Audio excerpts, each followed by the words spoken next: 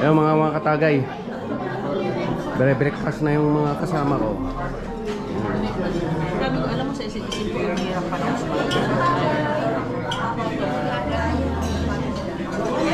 Shout out! Naisip ko yung bag na natin. Hi!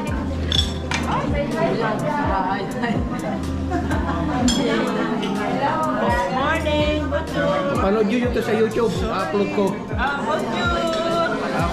I-upload ko sa YouTube. Sa channel ko.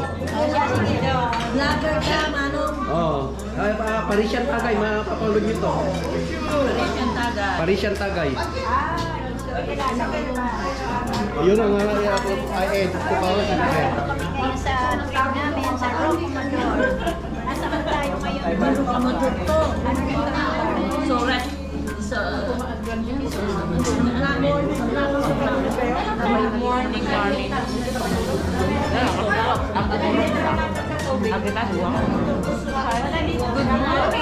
Mamaya alis na kami. Balik sa Paris. Mga katagay. Wala nga talaga. Mayroon. Meron sila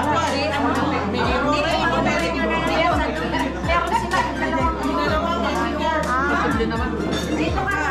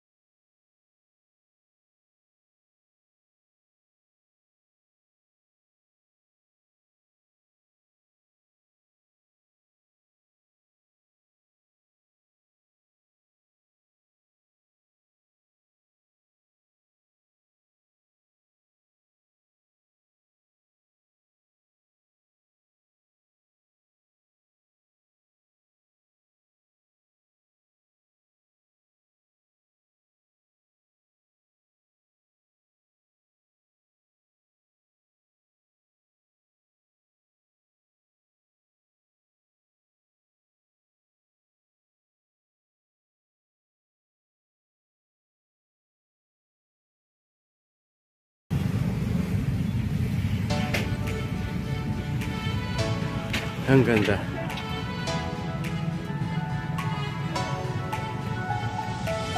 Yan mga kasama ko, puro ano na lang, picture, puro tingala.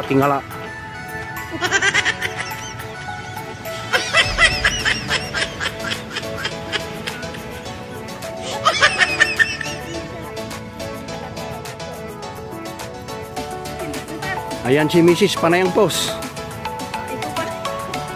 Panayang pos si Mrs. Mamaya madulas ka dyan, mahulog ka ha. Pos na pos si Mrs.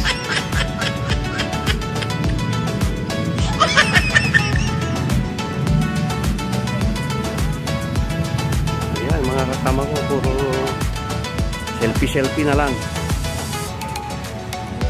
Siyempre, sulit yung ano, pagpunta namin dito sa Rocamadour.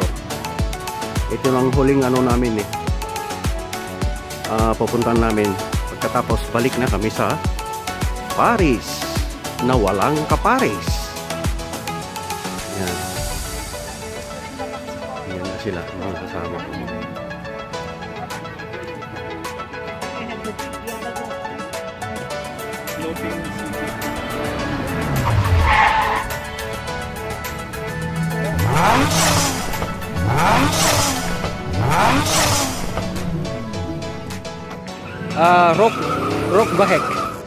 Rock Gahek to. Pero parte pa rin ito ng ano, nung lugar nung pinaghotelin natin na Dordogne. Parte pa rin to. Parte pa rin ng Dordogne to. Andun na tayong ano yung bus natin. Yan mga amihan tours.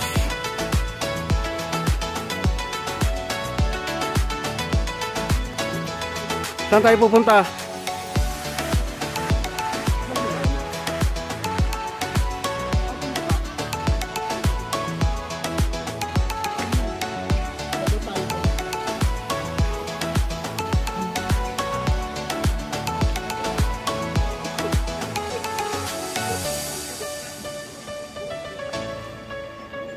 Punta na kami doon sa boat.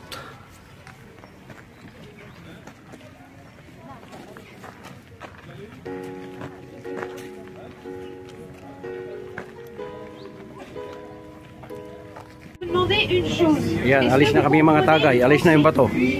Correctement ou pas? Ouais, c'est bon. Donc on va aller faire une balade qui va durer environ 50 minutes. On va découvrir la Dordogne, que ce soit la faune et la flore, c'est-à-dire tout l'environnement naturel. On va parler de l'histoire du village qui s'appelle Arrogajac derrière vous. Et avant de commencer cette balade, on va saluer notre capitaine Abel. Salut Abel! Parce que le capitaine Abel, c'est lui qui va diriger la navigation, qui va nous permettre de découvrir un petit peu le tout sur des gabarres. Est-ce que vous savez ce que c'est qu'une gabarre? À l'époque, à quoi servaient ces bateaux? Vous avez une idée? Le capitaine. Oui. Capitaine du bateau. C'est un vieux prénom qui voulait dire coquille du grec. Et ces bateaux, qui sont particuliers, que l'on retrouve sur la Dordogne, mais sur des cours d'eau comme la Loire, comme le Lot, pouvaient naviguer même s'il reste 35 cm d'eau. C'est des bateaux dont la coque est à fond plat. C'est-à-dire que c'est comme si c'était une crêpe, au fond. Vous pouvez regarder simplement sans vous lever, vous avez très peu d'eau à certains endroits. On voit bien le fond de la Dordogne. Et la Dordogne fait partie des longs cours d'eau que l'on a en France. Elle prend sa source dans le Massif central, au puits de Sancy. Quand il y a la fonte des neiges, il y a deux cours d'eau, ces deux sources, la Dor et la Dogne, qui vont former la Dordogne. Ayan mga kasama namin. Jusqu'à l'estuaire de la Gironde où il y a Bordeaux pour aller se perdre dans l'océan. Ça fait partie non pas des rivières mais ce qu'on appelle des fleuves. C'est par la Dordogne aujourd'hui qu'on peut avoir de l'électricité puisqu'il y a 7 barrages au-dessus de nous. Et c'est avec la forme de l'eau qui est à plus de 4,50 m, voire 5 mètres en hiver que l'on produit l'énergie. Le niveau d'eau que vous avez maintenant qui vous permet de découvrir le fond de la Dordogne. Ici c'est pas vraiment du sable, ici ce sont des galets, c'est de la pierre. Hindi ba siya mabilis tong boat pero maganda mga katagay. Kasi para maano yung ano, views. Ça veut dire qu'on est descendu, vous pouvez voir le long là. Le niveau, il est extrêmement bas. Ce qui fait que la Dordogne, eh bien on peut pas la naviguer n'importe où, même si on a un bateau qui peut flotter sur 35 cm. puisque l'hiver, quand l'eau déborde, quand il y a des crues, eh bien vous pouvez avoir autant 1,50 m que d'un seul coup un trou de 10 mètres.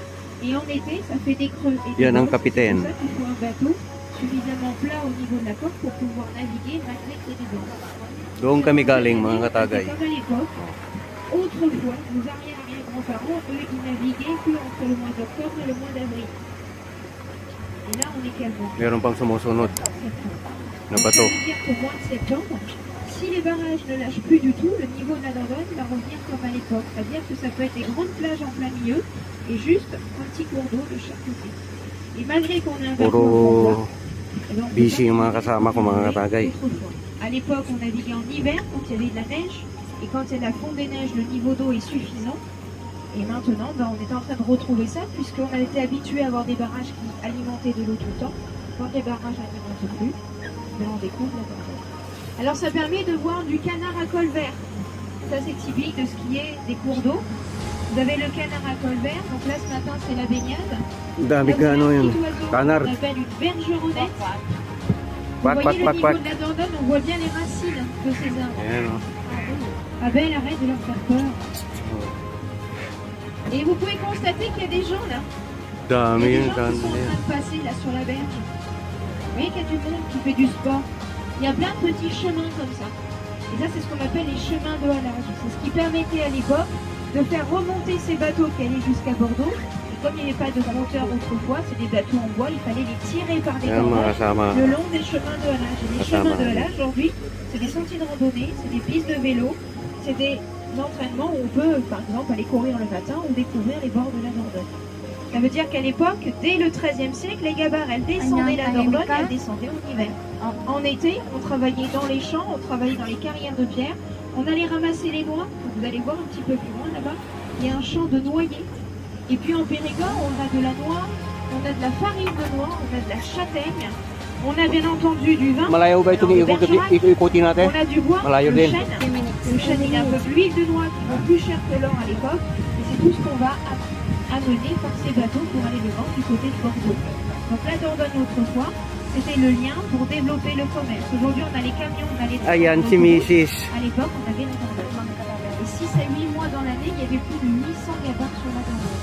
Elle descendait avec les crues. Alors imaginez que l'hiver qu'on a passé, le niveau de la Dordogne est à la hauteur de l'arbre. Vous voyez cet arbre qui s'est encastré. Ça veut dire qu'on peut même avoir de l'eau jusque là où on vous a déposé en car ou en voiture. Il peut y avoir de l'eau jusqu'au parking des voitures en hiver. Ça veut dire que la D'accord. Dordogne paraît bien calme. En hiver, c'est carrément un vrai fleuve avec du courant et c'est grâce à ce courant qu'on peut avoir de l'électricité. Donc dans l'époque autrefois, Ok. eh bien, on naviguait sur ces bateaux. Il y avait 4 à 5 personnes en plus de moi.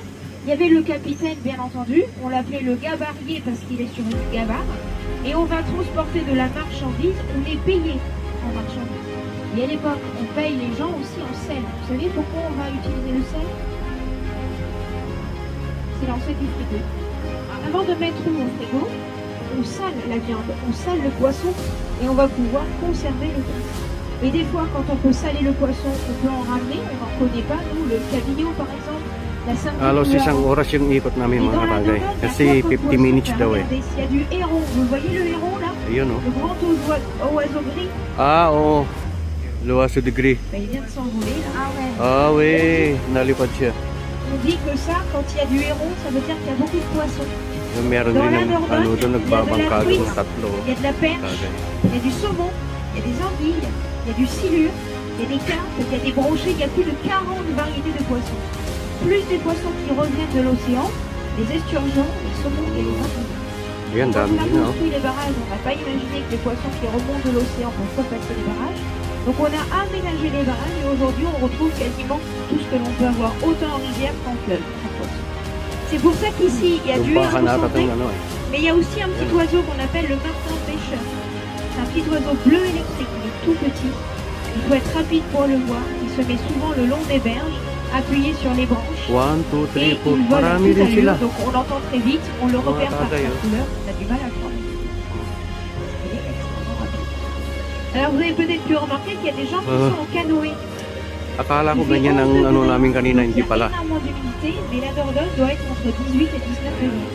Dites-vous que la Dordogne, Meron pa cette dyan. année, elle est montée à 20 et 28 degrés, Wow. c'est extrêmement chaud. Et ça, c'est parce que les barrages n'alimentent pas. Donc, comme il n'y a pas beaucoup de fond, ça se réchauffe très vite. Et on peut se baigner dans la Dordogne, même encore maintenant, si on souhaite. Elle est juste un peu plus fraîche. Mais la Dordogne, vous pouvez vous baigner parce qu'elle fait partie des fleuves qui sont les plus propres d'Europe. Donc, elle est très très peu polluée.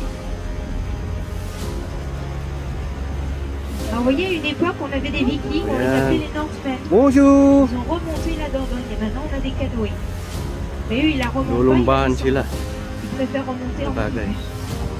C'est pas compliqué. Ah. Alors vous voyez, on vous amène ici dans un petit endroit où finalement la nature, vous allez pouvoir prendre de belles photos. La pierre que vous voyez ici, c'est du calcaire. Et le calcaire est en fait ce qu'il y avait il y a 300 millions d'années. C'était les fonds marins. Donc quand vous imaginez un petit peu ce que peut être la Dordogne en hiver, ben là où sont les buissons, c'est son niveau habituel. Donc vous voyez, quand les barrages vont lâcher, ben, la Dordogne va reprendre sa place. Et là où sont les dames, normalement ça c'est sous l'eau, donc à 2 mois. Alors que l'été, on a beaucoup de baigneurs ici et on a le départ des bases de canoë-kayak. L'été, on a plus de 6000 canoës comme jour sur les bases. Hindi may mapakali yung mga kasama ko ka-video mga katagay. On va remonter là tranquillement. Vous voyez que la couleur des falaises ici, elle a différentes tonalités. Alors le jaune, c'est parce qu'il y a du sable. Mais il y a aussi du fer, des oxydes de fer. C'est la raison pour Puro laquelle paikutan elle a talaga cette ito ng couleur ano eh. orange. Parang Quand c'est bundok gris, mga katagay. c'est de l'humidité, c'est de la terre, c'est ce qui dépend des arbres. Et quand c'est très blanc, ben, c'est le calcaire. Ben, si vous regardez les falaises, vous allez voir comment la Dordogne a creusé son passage. Du temps des hommes de la préhistoire, le niveau de la Dordogne était à la cime des arbres, là. Vous voyez, au niveau des racines. Et comme on va s'avancer un petit peu plus bas, vous allez voir comment l'eau peut creuser et finalement façonner le paysage. Donc il y a très longtemps, on était de ce monde, hein, Homo sapiens c'était nous, mais le niveau d'eau était là-haut. Il y avait beaucoup moins d'arbres. Et quand il y aura les gabariers, la Dordogne va descendre puisque forcément l'air va se réchauffer. Et le niveau d'eau pouvait monter jusqu'à à peu près 8 falaises. Donc quand ils arrivaient avec le courant, il fallait faire attention au bateau pour ne pas les s'échouer parce que s'ils échouaient le bateau, ils n'étaient pas payés. Ça voulait dire rebelote au point de départ. Et la marchandise s'est perdue dans la Dordogne. Les gens, ils avaient peur de la Dordogne à l'époque. Hein. Aujourd'hui, on nage dans la Dordogne. Aujourd'hui, on se baigne, on fait du bateau, des balades. À l'époque, on avait peur de la Dordogne. C'était autrefois les Celtes, les païens, les premiers, ceux qui n'avaient pas la même culture que nous, ils l'appelaient la Dunduna. May bangka pa doon mga katagay. Dangereuse. Les Romains l'ont appelée la Uranie. Et ils ont navigué sur la Dordogne. Yan sa likod, diyan kami ang galing. Et dans le français moderne, Dordogne donnera le nom du département, alors qu'autrement on nous parlait du territoire. Et c'est la Dordogne qui va donner le nom Dordogne du département. Et donc on avait peur de... Vous voyez la ligne là au-dessus de vous, c'est le niveau de la Dordogne en hiver. Donc la Dordogne, elle est à cette hauteur là, au niveau des cordes. On va remonter un petit peu, je vous laisse apprécier. On va faire demi-tour, hein, parce qu'on ne peut pas aller plus loin, il n'y a pas assez d'eau. On va descendre vers la Rodéjade pour vous raconter l'histoire. Ça va pour tout le monde? Ouais. Je vous laisse prendre des photos si vous voulez.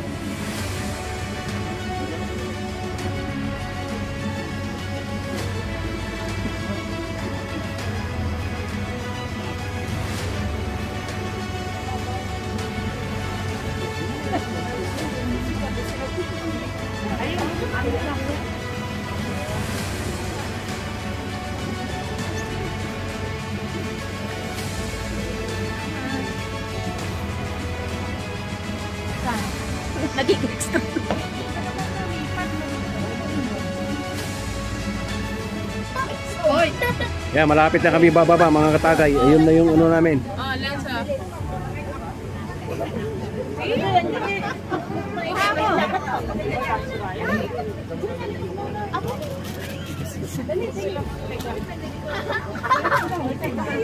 Diyan kami sumakay kanina eh, kaya doon na rin kami bababa mga katagay. Yan o.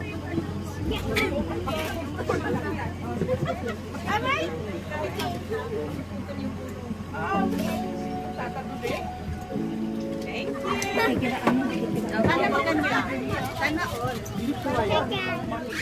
Sana all.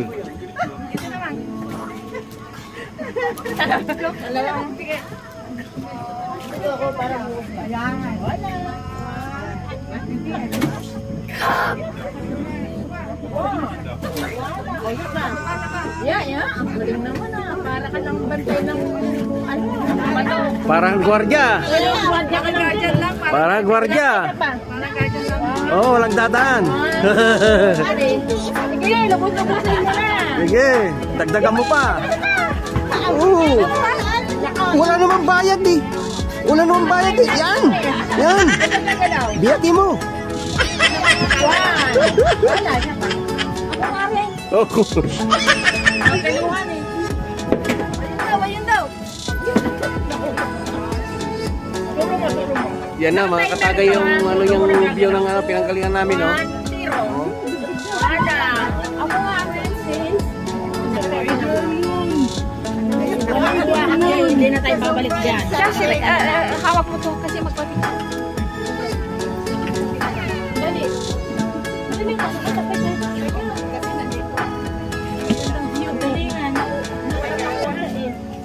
Dito ka. Dito ka. Tatatakpan ko sa kanya. Yan. 1, 2, isa pa. Puro busy mga kasama ko, mga katagay, oh. May umuusok ng cellphone. Okay, thank you. Sa kakabidyo, kakapicture, umuusok ng cellphone.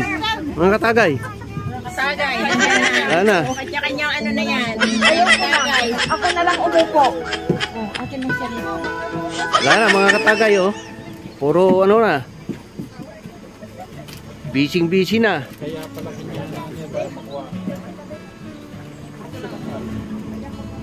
Ayun, inikot niya para makuha lahat yung view. Oh.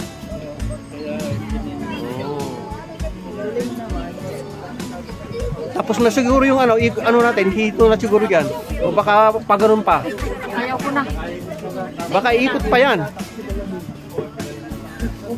Allez, on s'assoit, s'il vous plaît. Ouais.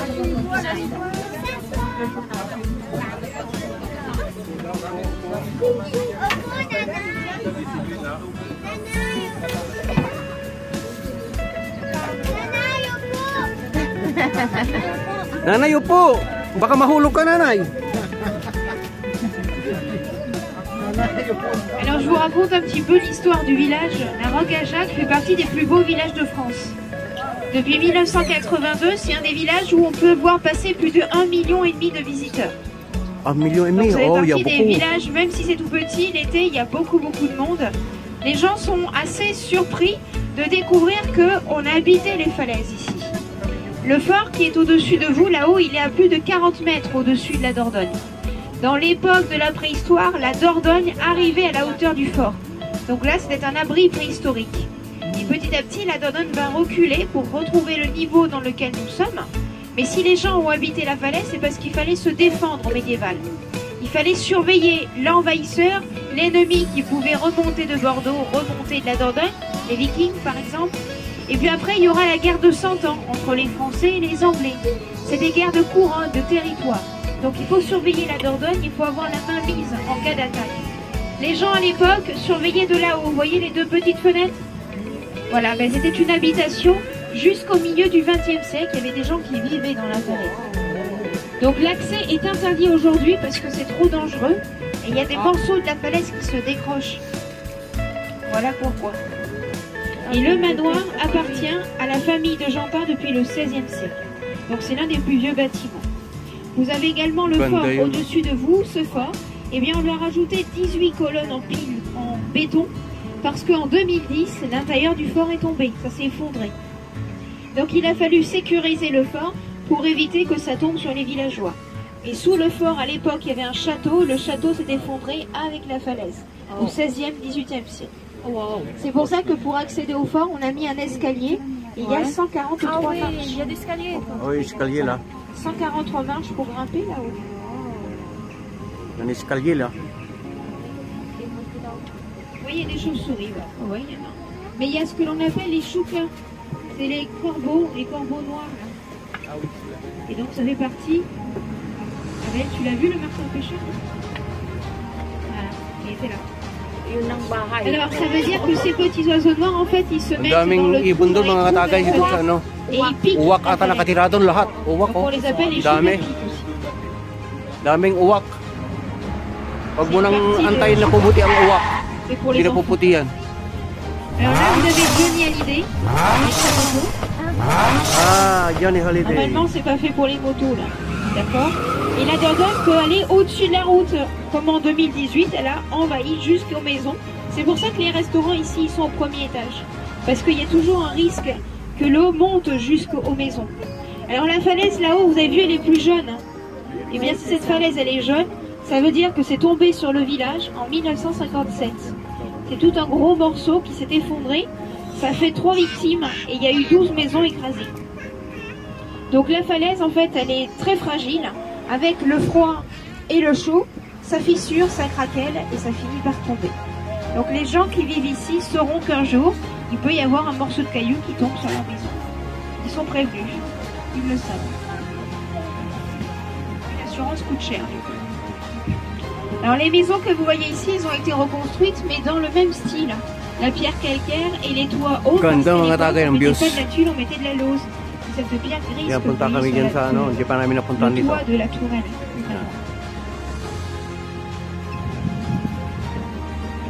Hindi pa namin napuntahan yan, parte na yan. Banda yan. Okay na. Alors on va continuer un petit peu plus loin et là vous commencez à découvrir un château. Alors ouais, c'est le château de la Malartrie. Ah, Ce Château de château il peut Malatri. se louer en été. Ay, château yan mga Ça katagay. peut être un château vacances. Château de Le vacances. château de la Malartrie est un château du Bien, XXe non. siècle. Il a été construit en 1902. Château. Donc il fait partie des châteaux qui sont privés ici en Périgord mais que l'on peut louer l'été. Voilà, donc c'est Ano un pangalan? château qui donne l'idée que pangalan c'est niyo ito? ancien, que c'est de la Renaissance ou que c'est du Moyen-Âge alors qu'il est pur XXe siècle. Et ceux qui habitaient le château, c'était la famille de Saint-Aulaire. C'était des riches diplomates qui notamment vivaient en Angleterre, ils étaient ambassadeurs. Et donc à l'époque, ils étaient dans le château et maintenant ils l'ont vendu. Mais il a été racheté et c'est toujours un petit peu de la même branche de famille. Et ils permettent aux visiteurs de pouvoir loger dans le château quand ils ont les moyens en été. Kami pa rin bahay dyan mga katagay. Oh. Yun sa paanan ng ano. Ah ben c'est très cher, ouais, c'est très cher la semaine. En plus que 1000 euros. Hein. Bien plus. Alors vous voyez, il y en a qui pêchent dans la Dordogne. Et donc ils peuvent pêcher ce qui peut être anguille, ce qui peut être truite, perche. Parce que là en fait il y a entre 4-6 mètres de fond là sous le bateau. Parce que la Dordogne elle creuse son passage et donc il y a des endroits c'est plus ou moins profond. Vous voyez le château, il y a du monde dedans parce qu'on voit la lumière. Napakaganda ang views mga katagay. Ah ouais. Donc il y a quelqu'un, ouais. Napakaganda.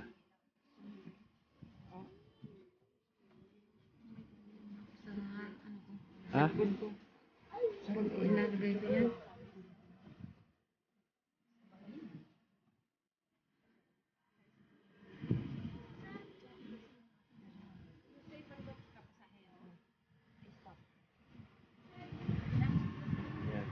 Alors, vous voyez les deux vieilles petites maisons là, c'était une maison pour les malades à l'époque. Les Ah, lépreux ok. par exemple, ceux qui étaient contagieux. Et donc on les mettait à l'écart du village de façon à ce que si l'ennemi approche, que ce soit les malades, ils fassent peur à l'ennemi pour faire des petits faux. On se servait des malades comme des boucliers. Voilà. Et les gens vivent... Diyan kami galing mga katagay. Un petit morceau qui pourra tomber. Iba naman way to. Ce sera pas du Kanina yung nag left turn tapos right ngayon. Left and right. Quand on regarde la Dordogne, c'est sympa aussi vu d'en haut. Vous allez voir là-bas, il y a une sorte de plateforme, un petit truc au-dessus de la falaise. C'est un point de vue, il y a beaucoup de gens qui y vont. C'est le belvédère des fameux jardins de Marquessac. C'est les jardins à l'italienne. C'est des jardins de buis qui ont été créés au 19e siècle. Ça fait 22 hectares, 6 km de balade. Et quand vous arrivez là-haut, eh bien, il y a 130 mètres au-dessus de la Dordogne, un beau panorama de la vallée avec ses châteaux d'un côté, la Dordogne Bien entendu, les champs, les noyeraies, les gabas et les villages classés, la Rogajac et le village de Dom. Donc pour arriver là-haut, c'est environ 1 heure à pied. 1 heure à pied. 1 heure à pied. C'est l'intérieur des jardins. Voilà, quand vous baillez dans les jardins.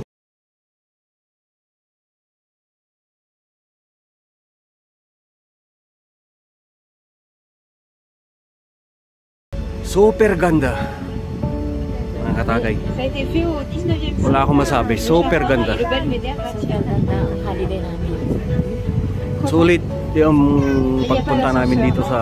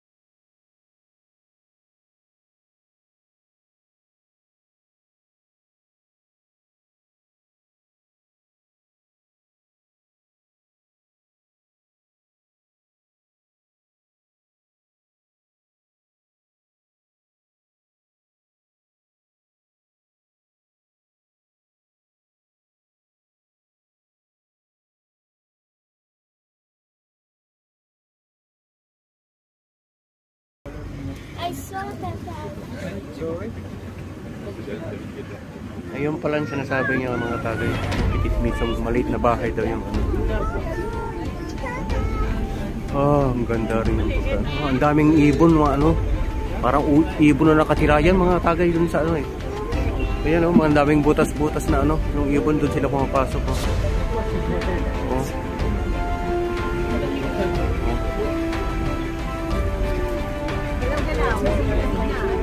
Donc là, on remonte tranquillement jusqu'au village. Vous voyez ces oiseaux noirs là, on les appelle les choucas et ils se disent. L'oiseau noir.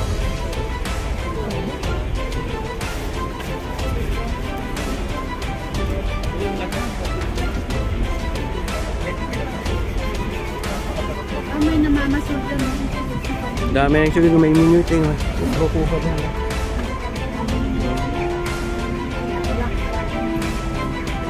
Daming ibon sa taas mga katagay.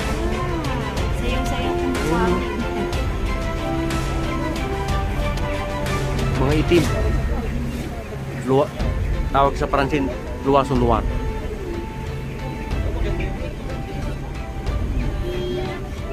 Yan, nakikita nyo yan mga katagay. Chateau daw yan. O yan. Elles ne sont jamais été habitées par l'homme, on est d'accord. Là, c'est juste des creusements par l'érosion, par l'eau. Mais les gens n'ont pas vécu dans les falaises.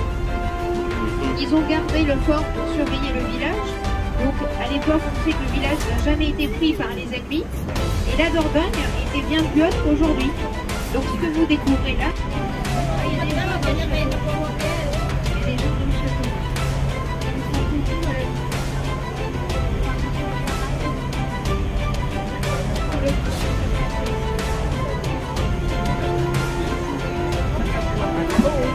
Medyo makulimlim mga tagay.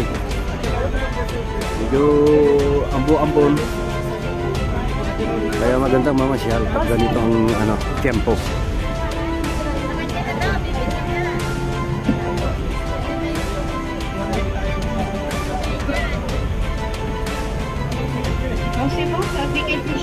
est tombé. Hein. Ça a été la une des journaux. Et pendant plus de 10 ans, le village... Puro busy mga kasama ko mga tagay. Kabi-video, kaka-selfie. Ayan o.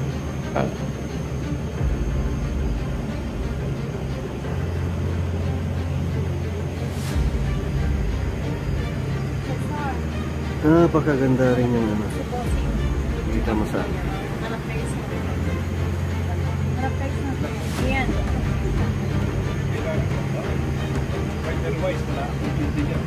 Papasa ko.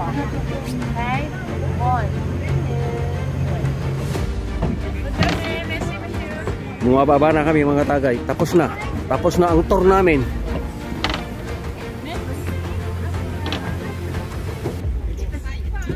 Ayan. Kakain naman. Kasi gutom na kami mga katagay. Kakain na kami. Mamaya tagay na naman mga katagay.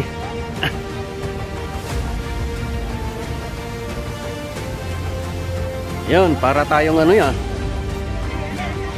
Nasa Entemplado, para tayong singer ah. May concert ah. Yun. Puro lahat kami busy sa kakalikot ng ano, cellphone. May umusok ng cellphone mga tagay.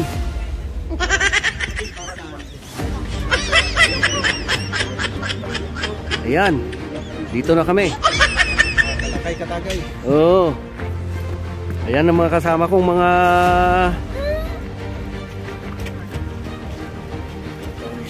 sus. May dala akong Itlog. itlog. Yung sabi na Mr. Forrest. Hanap tayo ng makakainan. Relaxation. Kasi gutom na.